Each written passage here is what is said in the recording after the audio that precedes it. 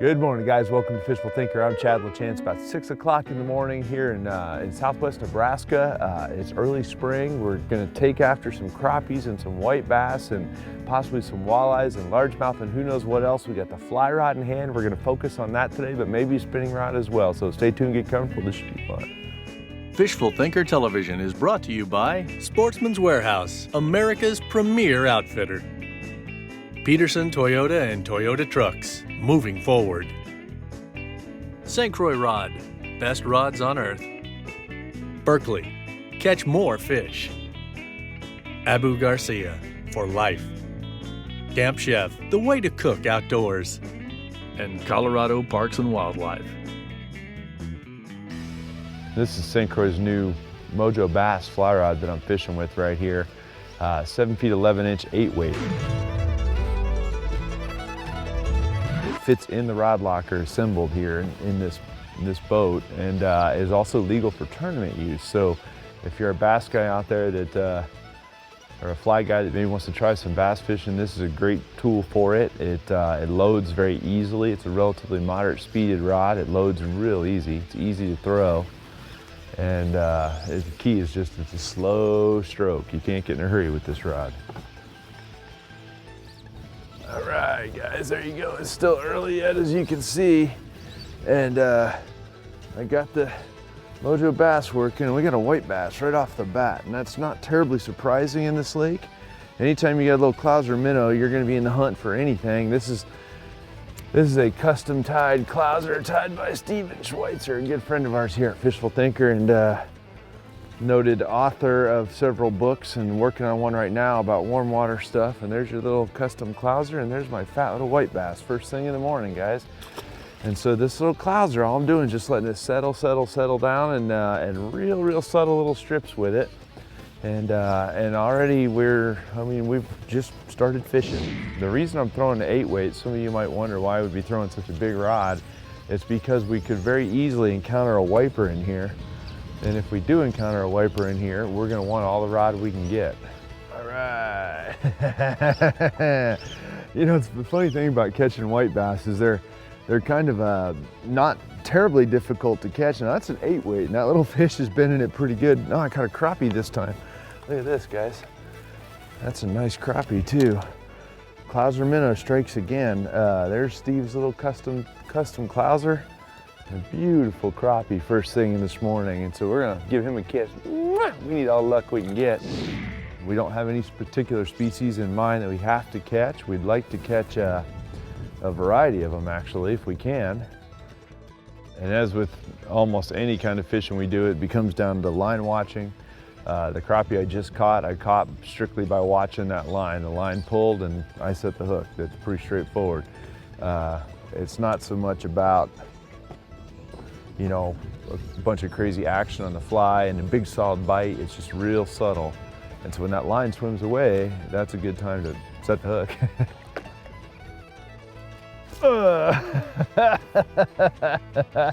That's my first cast with the popper, guys. It just got wrecked. Surface flies are about as fun as you can have with a fly rod in my mind, and this little popper right here on the Mojo Bass, I have a feeling he's going to get ate a lot. There's one under it. And that's typically how you're going to catch him. Oh, he came off too. Oh man, I am not having a good hookup percentage. I'm going to have to work on that a little bit. All right, there we go, guys. Now we're catching them one after the other. Let me rephrase that. We were getting blow-ups one after the other on the surface pug, but they weren't staying pinned on it, guys. So I grabbed the other fly rod out. We have multiple rods like we always do. I grabbed the other fly rod out with the little small clouser on it, and there we go. We got us another white bass right there, just like that. And this was a 5-weight avid. That's not a bad fish right there, guys. We're gonna be careful with him. Come on up in here. And he choked that fly too. Perfect little white bass on the 5-weight fly rod. And there's my little clouser right there. Just a very traditional clouser minnow. Bought it off the shelf at Sportsman's Warehouse, and beautiful little fly.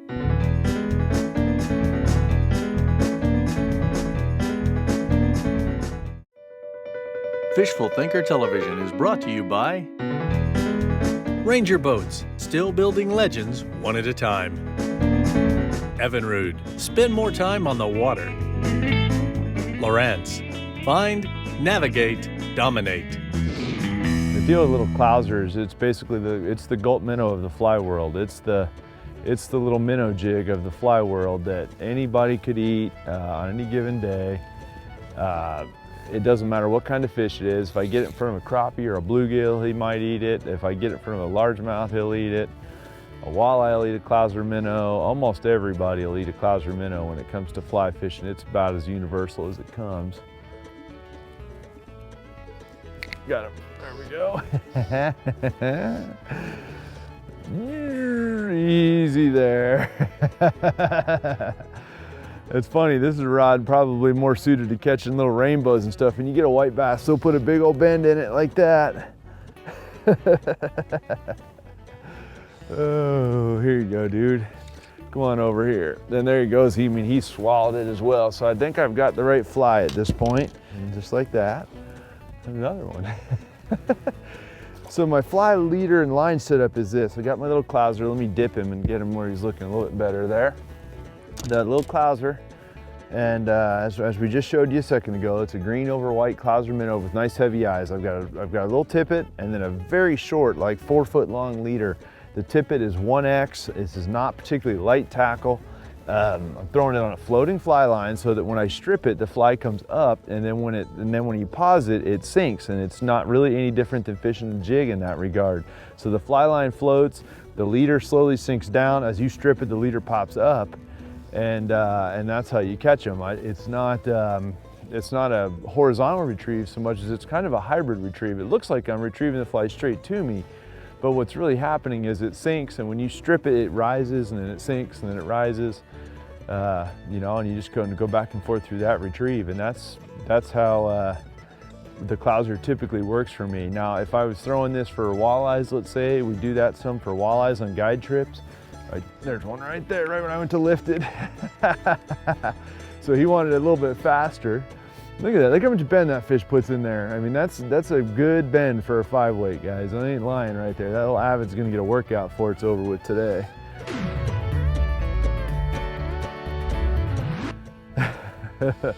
Here's a pretty one here. And these guys are, think about white basses, they are typically so cooperative. Now, I wanna point out that this fly is now also in the exact same spot in the roof of them. I mean, literally, they are identical in how they're getting a hold of this thing each time. Little chubby guy.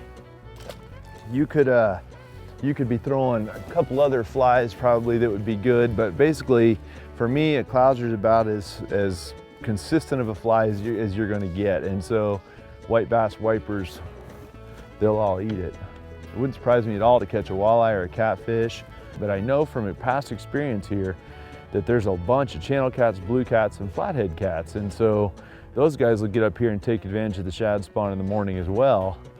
And I'd love to catch one of those. And what we'll do here is we'll just keep making our circle. We can't fish up into the wind, which we've mentioned several times. So we'll just circle back up to the sheltered part of the dam and circle back down again. There's one right there. Now that is not a white bass, I don't believe there. I don't know what that is, but it feels to be bigger than a white bass, and it's got a good bend. It might be a white bass. He's staying down. It might be a carp. I don't know, I didn't see it. I just know that when it took and I set the hook, it was a lot stronger than anything else I caught so far, and I don't want to break him off. I don't know what I got.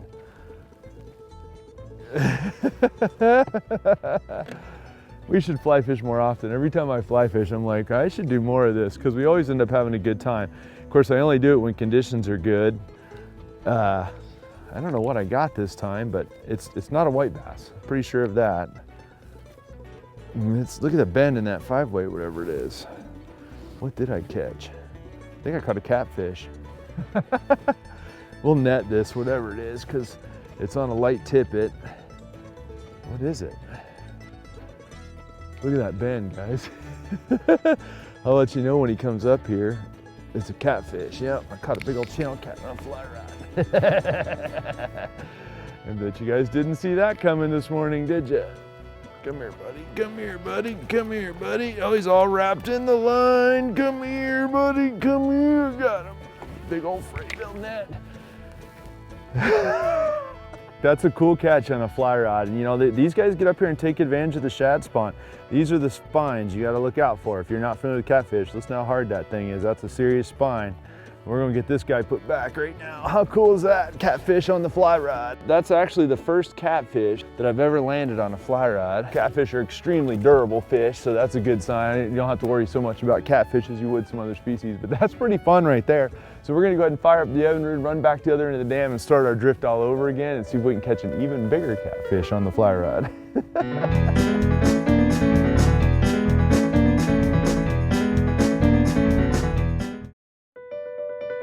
Fishful Thinker Television is brought to you by Camp Chef, the way to cook outdoors. Peterson Toyota and Toyota Trucks, moving forward. And Colorado Parks and Wildlife.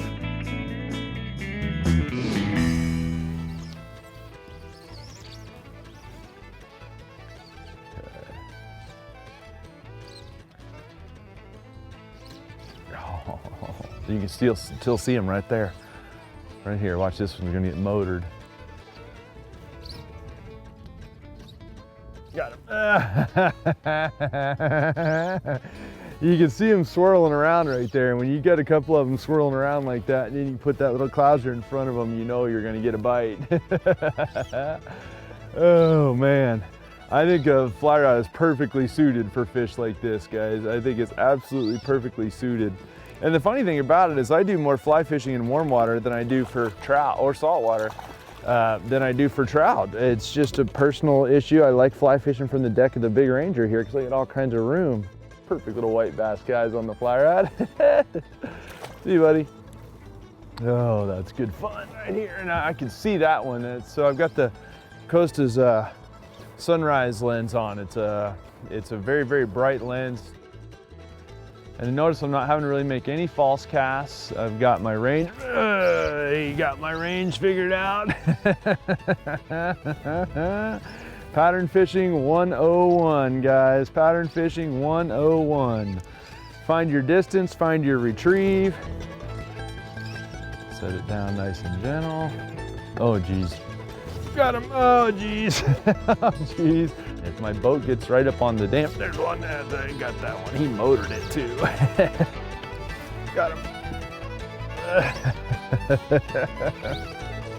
Oh, there he comes. Oh, that's ugly. Topwater fishing. That's pretty good bend in an 8-weight considering it's a white bass. And the dam is the easiest place to fish in that regard too, because you know where the fish are gonna be. So I think we solved our problem. The white bass just needed the smaller popper and the real methodical hook set.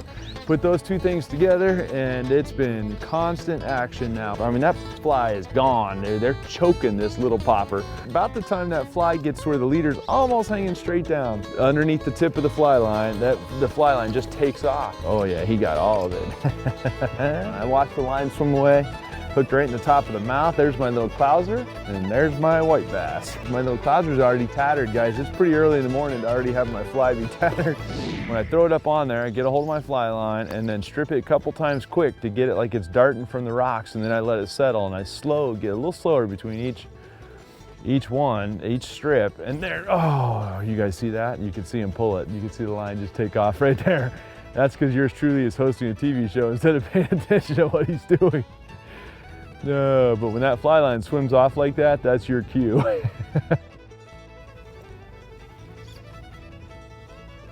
here we go. We just saw one roll right here on the dam, right there. He made a good throw. Get it, get it. Got him. Oh, that is fun. Sight fishing for white bass. I keep seeing him chase shad up on the dam face, and when they do that, I mean, he's like, whoosh, makes a big turn. And if you're quick about getting your fly in there, he'll turn around and eat it just as fast. Look at, he's got two of them with him. He'll turn and get your fly just as fast as he got the shad that was right there. He got right before that.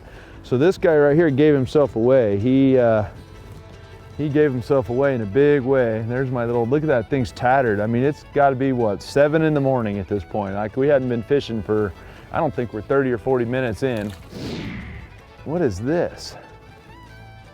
Is it a white bass? No, no, I have actually caught a shad. A big smelly shad. Oh, that's quite yucky. Look at that. That's what they're up here to eat, guys, in case you're curious. That's what they're up here to eat. And I've made the comment, and we're going to swing them up in here. I've made the comment a whole bunch of times that they like to rub on stuff, shad do, when they're in their spawn phase. Well, you look, there's my clouser in the side of that fish. They really just get up next to something and they rub on it. You see his little mouth right there? That's an adult gizzard shad. That's a really stinky, smelly, slimy fish right there. There's one. I watched him swim away with it. Oh gosh. I sometimes start to feel guilty, guys. When we get a good solid pattern working, there are times when I just start to feel guilty about it. You're like, well, I'm picking on fish now. But we're letting them all go, so it's okay. Oh. Okay, come on up here. Come on up here. That's a nice one there.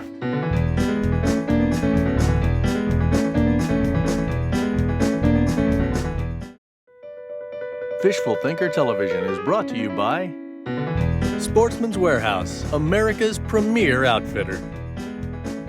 St. Croix Rod, best rods on earth.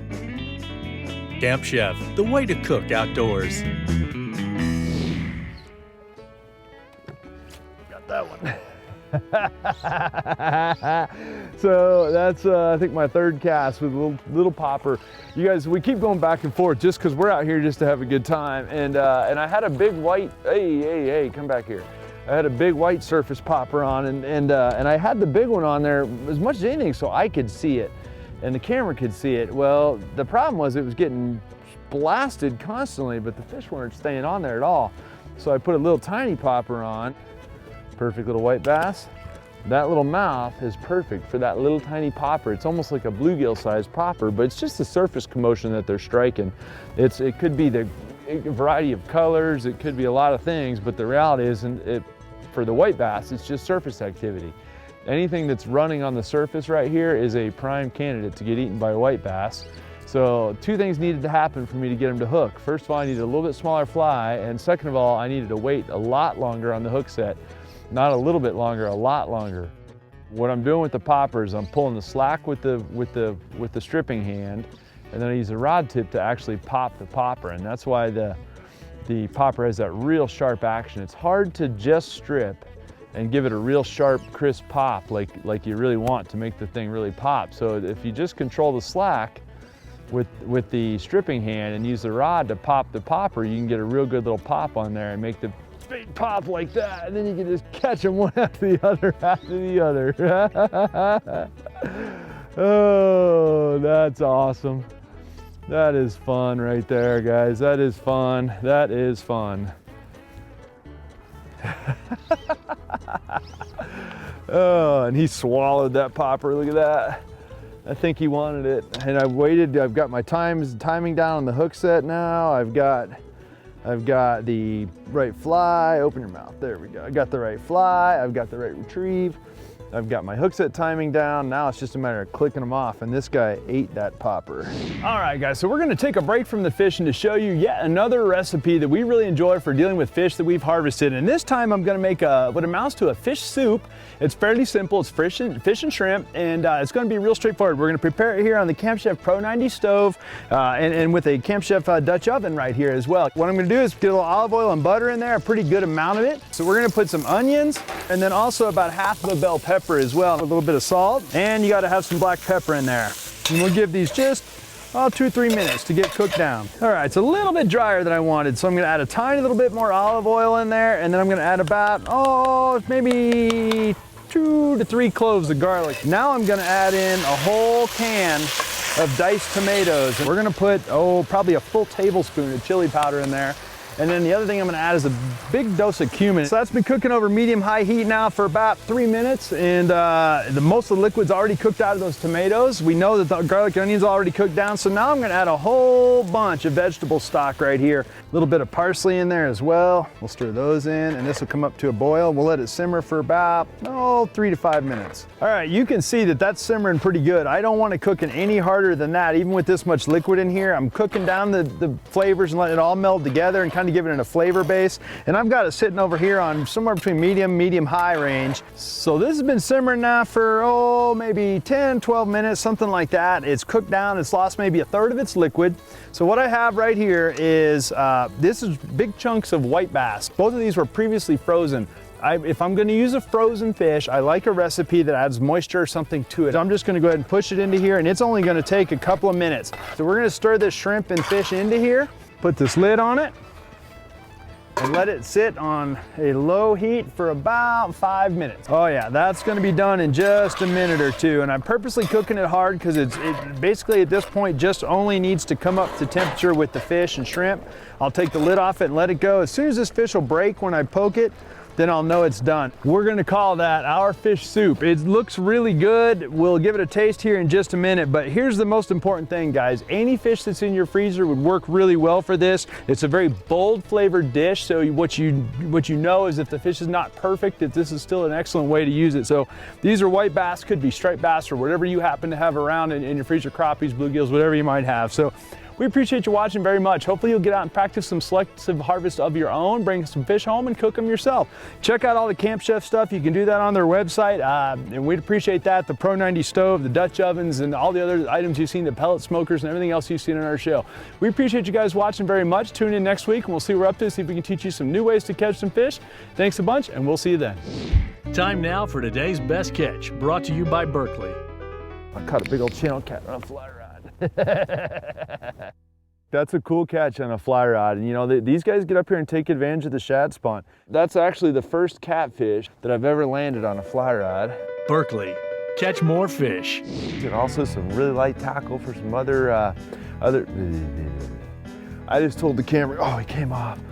I just told the camera guy there was no chance that carp was gonna bite. Fish? No. I've got clousers that are so big. Oh, geez. It'd be so much better if I actually set the hook on that. Cut for a second. Okay, you can cut. Oh, that's good fun. All right, cut for a second.